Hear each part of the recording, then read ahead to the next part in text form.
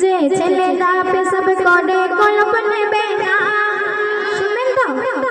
হ্যাঁ এবার শুনবেন। আমি নামলে আপনারা দেখে নেবে, তাই তো?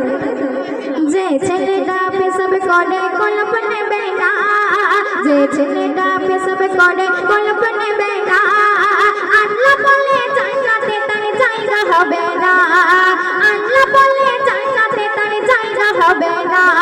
মোর নবীজির নাম শুনে যে দরদ পড়বে না, মোর নবীজির নাম শুনে যে দরদ পড়বে না, কাল হাসরে আমার নবীর সাফায়াত পাবে না, কাল হাসরে আমার নবীর সাফায়াত পাবে না। যে ছেলেটা পেশাব করে কলপ নেবে না, যে ছেলেটা পেশাব করে কলপ নেবে না, আল্লাহ বলে জান্নাতে তার জায়গা হবে না, আল্লাহ বলে জান্নাতে তার জায়গা হবে না। তো মা বোনদের সম্পর্কে কত কবি লিখছে, আজান হলে যে মেয়েরা দেয় না মাথায় কাপড়, মা বোনেরা একটু মনোযোগ দিয়ে শুনবেন। আজান হলে যে মেয়েরা দেয় না মাথায় কাপড়, আর বিয়ের পরে দেখবে অনেকের স্বামী গাঁজাখোর। এবার মনে মনে খুব গালাগালি দিচ্ছেন, তাই না? দিচ্ছেন না? উনি বলছেন না, আমি দিচ্ছি না।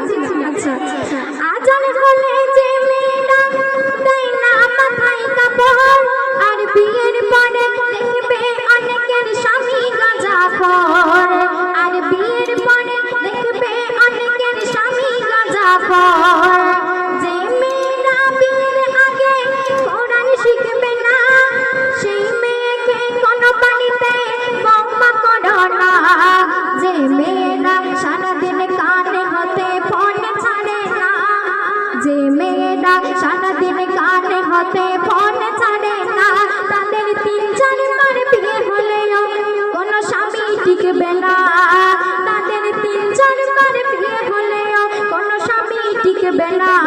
যে ছেলেটা পেশাব করে কলপ নেবে না, যে ছেলেটা পেশাব করে কলপ নেবে না, আল্লাহ বলে জান্নাতে তার জায়গা হবে না, আল্লাহ বলে জান্নাতে তার জায়গা হবে না।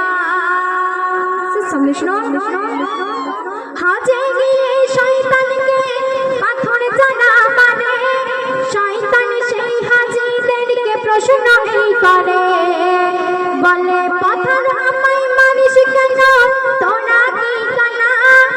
আমার থেকে বেশি খারাপ তারা, যারা মা বাপকে দেয় না খেতে খানা, যারা মা বাপকে কষ্ট দেবে ভালোবাসবে না, যারা মা বাপকে কষ্ট দেবে ভালোবাসবে না, তাদের থেকে এমডি সামাদুল দূরে থাকো, এমন নবীর ঘোষণা। যে ছেলেটা পেশাব করে কলপ নেবে না, যে ছেলেটা পেশাব করে কলপ নেবে না, আল্লাহ বলে জান্নাতে তার জায়গা হবে না, আল্লাহ বলে জান্নাতে তার জায়গা হবে না। মোর নবীজির নাম শুনে যে দরদ পড়বে না, মোর নবীজির নাম শুনে যে